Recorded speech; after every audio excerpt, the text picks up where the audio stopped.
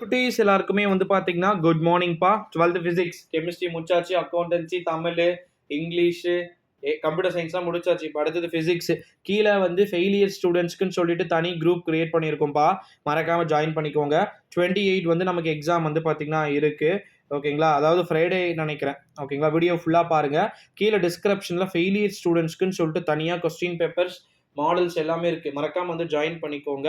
அதுக்கப்புறமா வந்து பார்த்தீங்கன்னா போட்டிருங்க. சென்னை ஸ்டூடெண்ட்ஸ் எல்லாமே A to Z வந்து பார்த்தீங்கன்னா வந்து எல்லாருமே ஜாயின் பண்ணுங்க. பாஸ் ஆகிட்டீங்க முடிஞ்சிச்சுன்னா லெஃப்ட் ஆயிடலாம். நானே சொல்கிறேன். 70 மார்க்குக்கு 15 எடுத்தாலே போசும்பா. பட் லாஸ்ட் டைம் நமக்கு கொஞ்சம் கஷ்டமாக கேட்டான்றது எல்லாருக்குமே தெரியும். இந்த முறை அப்படி இருக்காது, ஈஸியாக இருக்கும். ஃபஸ்ட்டு 15 மார்க் வந்து பார்த்தீங்கன்னா இந்த முறை மோஸ்ட்லி வந்து பார்த்தீங்கன்னா புக் பேக்கில் இருக்கிறதுக்கே ஹை சான்சஸ் வந்து பார்த்தீங்கன்னா இருக்குது. அடுத்த கட்டமாக வந்து பார்த்தீங்கன்னா அது 1 மார்க் முடிச்சிட்டிங்க அப்படின்னா ஏனோ தானோன்னு கூட நீங்கள் போட்டிங்கனாலே போதும். அது நான் டெலிகிராம்லேயே நான் அப்டேட் பண்ணுறேன் எந்தெந்த சிலபஸ் படிக்கணும் அப்படின்னு சொல்லிட்டு. அடுத்தது பார்ட் 2ல 6 கொஸ்டின்ஸ். ஓகேங்களா?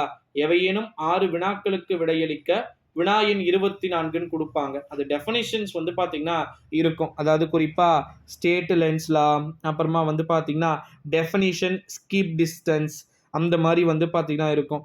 இந்த மாதிரி ஒரு கிட்டத்தட்ட வந்து பார்த்தீங்கன்னா ஒரு 9 2 மார்க்ஸ் கொடுத்துட்டு அதில் 6 2 மார்க்ஸ் வந்து எழுத சொல்லுவாங்க. ஓகேங்களா? இதே பேஸ் தான் வந்து 3 மார்க்ஸும் வந்து பார்த்தீங்கன்னா இருக்கும்.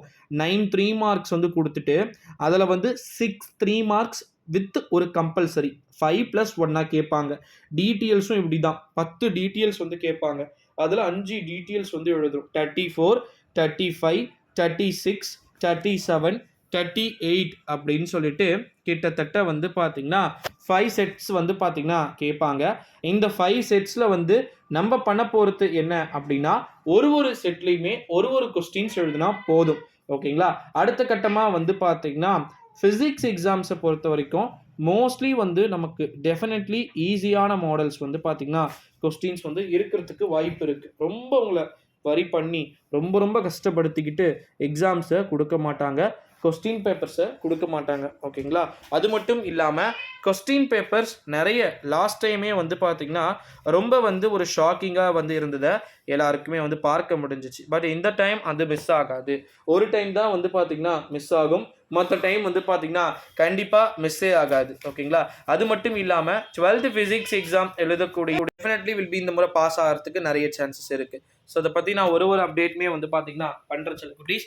நீங்கள் பண்ண வேண்டியதெல்லாம் என்னென்னா மறக்காமல் இந்த வீடியோவை உங்கள் ஃப்ரெண்ட்ஸ் அண்ட் ஃபேமிலிஸ் எல்லாருக்குமே வந்து பார்த்தீங்கன்னா மோஸ்ட்லி ஷேர் பண்ணிக்குமாறு கேட்டுக்கொள்ளப்படுகிறது. 12th ஃபிசிக்ஸ்க்குன்னு தனியாக ஒரு குரூப் A to Z எல்லாத்தையுமே வந்து பார்த்தீங்கன்னா நம்ம சேனல் சார்பாக கண்டிப்பாக நான் அப்டேட் பண்ண. Don't worry. ஃபிசிக்ஸ் மட்டும் இல்லை, நெக்ஸ்ட் அடுத்தடுத்த சப்ஜெக்ட்ஸ் இருக்குல்ல, ஸோ ஒன்று வந்து நம்ம விட்டு பிடிப்போம். ஸோ மறக்காமல் நம்ம சேனலோடு தொடர்ந்து வந்து இணைந்திருக்குமாறு கேட்டுக்கொள்ளப்படுகிறது ஸ்டூடெண்ட்ஸின் சார்பாக. ஓகேங்களா? மறக்காமல் இணைந்திருங்க. நன்றி, வணக்கம்.